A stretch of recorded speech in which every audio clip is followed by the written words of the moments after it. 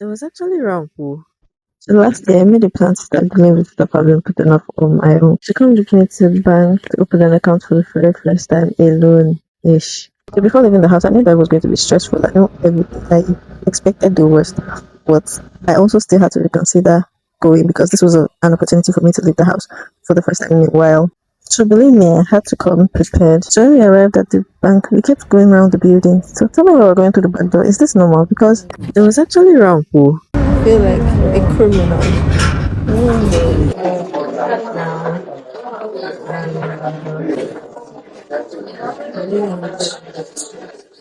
The thing they had other plans for that day. So getting there, we noticed that there were quite a large number of people. I had to wait for my brother to check for someone that would attend to me, obviously. Because of that, I knew that it was going to take a while. And the only thing that I didn't expect was to fill so many forms. Why was it like that? No, it was at this point that I knew it was not going to be easy. Because the network was awful.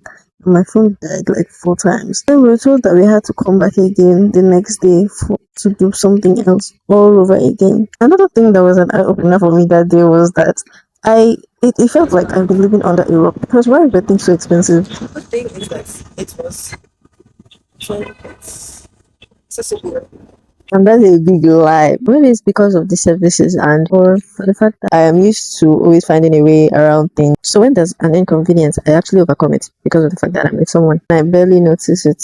But despite everything, the whole process was easy and seamless. The staffs were really, really helpful. I got to handle things by myself, kind of spoke with them, and they made sure that everything was understood. I love the fact that they spoke to me on eye to eye. That was one thing that made me feel welcome and just made me, give them a point for that, despite every other thing that happened. It was fun. And it just reminds me that I'm never going to do this particular thing ever again. Anyway, see you when I see you. Bye.